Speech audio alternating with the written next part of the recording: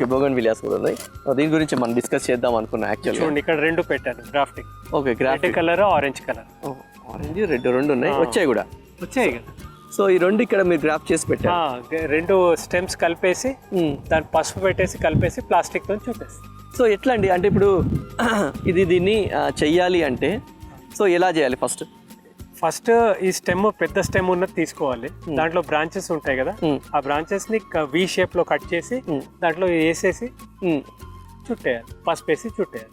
Okay, so అంటే దీనికి కొంతమంది తీసుకునే బ్లేడ్ కూడా మంచి బ్లేడ్ తీసుకోవాలి అంటారు కదా. నార్మల్ బ్లేడ్ కట్ చేసి మనం ఏదైతే దీంతో పాటు పెట్టాలి అనుకుంటున్నామో సో దాన్ని కూడా ఈ వి షేప్ లో పెట్టేసేయాలి. Male female. ఇది మేల్ ఫీమేల్ అంటే ఏంది, రెండు వి షేప్ లో ఇట్లా మర్జ్ అవ్వాలి. దాంట్లో పసుపు పెట్టేసి కట్టేసాలి. ఇలా చుట్టేయాలి. చుట్టేస్తే ఆటోమేటిక్గా వచ్చేస్తుంది. గుడ్. సో ఇలా అంటే ఇప్పుడు మీరు బోగన్ విలియా 2 కలర్స్ చేశారు. సో ఇలానే మిగతా కూడా అట్లా చేసుకోవచ్చు. 3-4 కలర్స్, 4 బ్రాంచెస్ ఉంటే 4 కలర్స్ పెట్టుకోండి. ఓకే, సక్సెస్ అవుతుంది 100% అవుతుంది. కానీ పసుపు పెట్టి దాని ఇబ్బంది లేకుండా, అంటే ఏంటి మనం ఎందుకు ఆ కవర్ చుట్టాలి అంటే ఎయిర్ పోకుండా అనమాట.